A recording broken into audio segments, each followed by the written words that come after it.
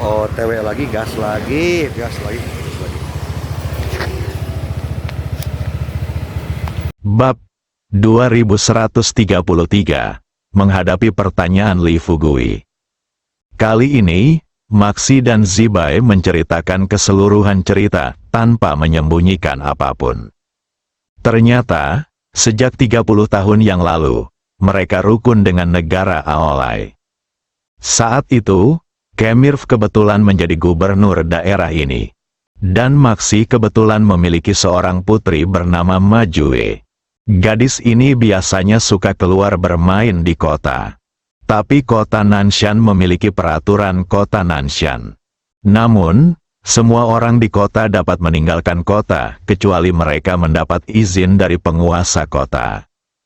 Alasannya sebenarnya sederhana, dengan berkembangnya teknologi.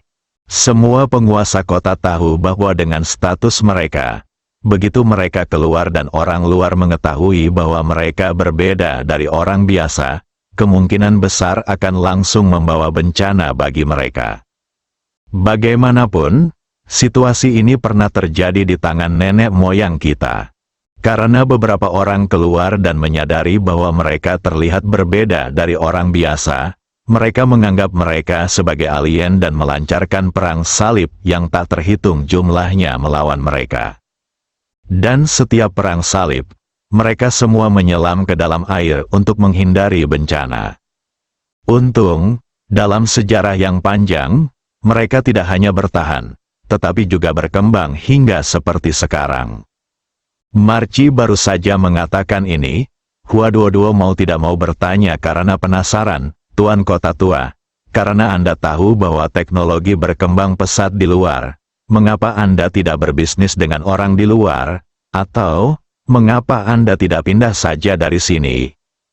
Masih menghela napas, dia berkata dengan sungguh-sungguh, awalnya ini adalah rahasia kota Nanshan kami, tetapi di depan dua dewa, saya tidak perlu menyembunyikan apapun.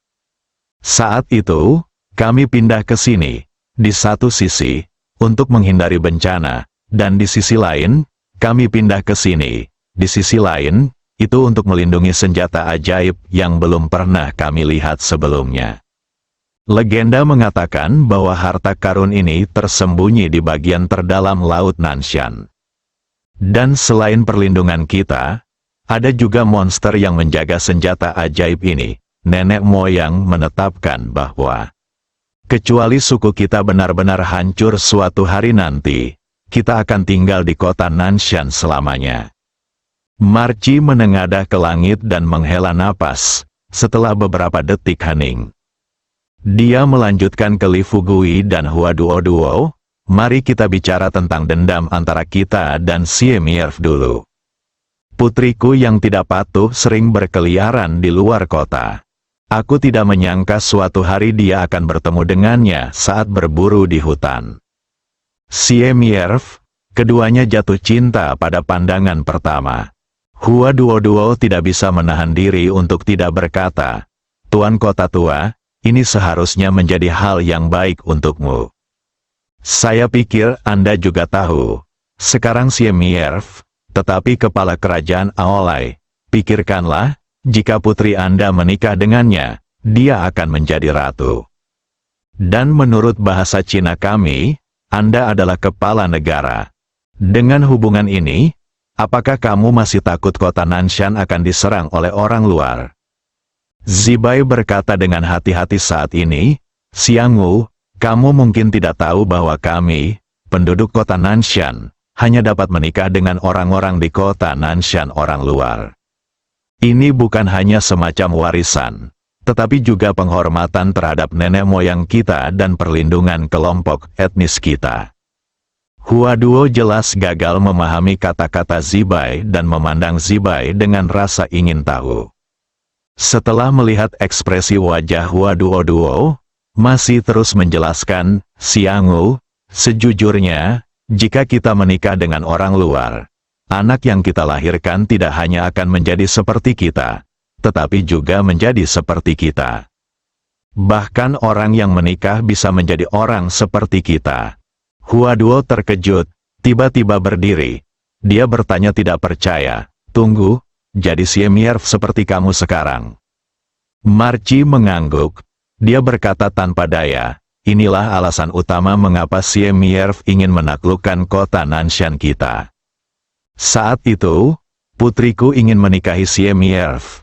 Tetapi setelah aku memblokirnya, Siemierv tiba-tiba, putriku diculik secara diam-diam. Untuk mencegah mereka berdua berkumpul, aku memimpin beberapa prajurit kami dari kota Nanshan untuk mencarinya di perkebunan keluarga Kemirv. Tetapi putriku tidak ditemukan, tapi kami tidak menginginkannya ditemukan secara tidak sengaja selama penggeledahan. Kami memiliki konflik dengan penjaga istana. Pada saat itu, ayah Siemierv secara tidak sengaja terluka dan meninggal. Ini juga Siemierv. Alasan kedua mengapa kami tidak dapat berdamai dengan kota Nanshan. Pada titik ini, mata Marci berkaca-kaca. Hua Duo melihat ini. Dia terus bertanya, Tuan Kota Tua, apa yang Anda maksud dengan perkataan Anda? Apakah ada alasan ketiga?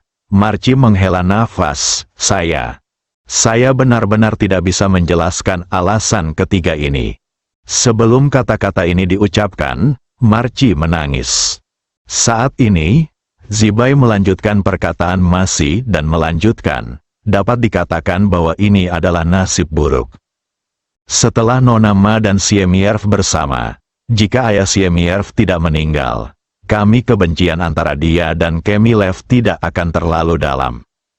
Tapi ketika ayah Kemilev meninggal, aku tidak menyangka Kemilev sudah mengembangkan kebencian terhadap Nona Ma. Yang lebih penting adalah tidak ada hal seperti itu.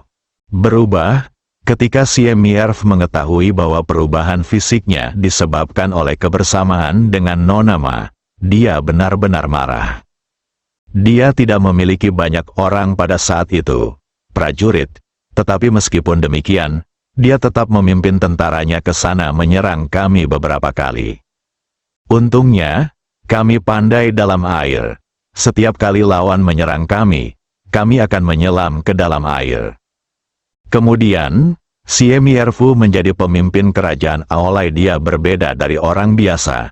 Dia pernah mengirim orang untuk meminta tuan kota kita mematuhi perintahnya.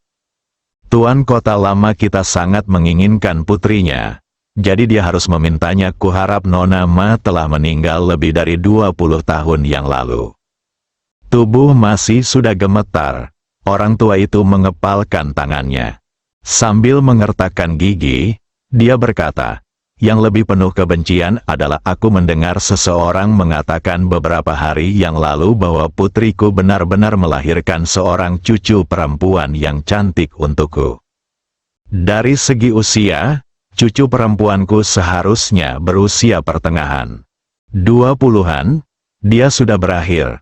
Untuk menyembunyikan masalah ini dan mempertahankan posisinya sebagai pemimpin negara, Kemirv sebenarnya berencana mengirim cucu perempuan saya dengan pasukan untuk menaklukkan kami sepenuhnya dan membuat kami saling membunuh. Tolong beritahu saya, apa yang harus kita lakukan tentang masalah ini? Apa lagi yang bisa kita lakukan? Setelah mendengar alasannya, Li Fugui dan Hua Duo pun memilih diam. Untuk waktu yang lama, Li Fugui mengangkat kepalanya dan menatap Maxi, dan berkata-kata demi kata, Tuan Kota Tua, jangan khawatir, kali ini kita keluar.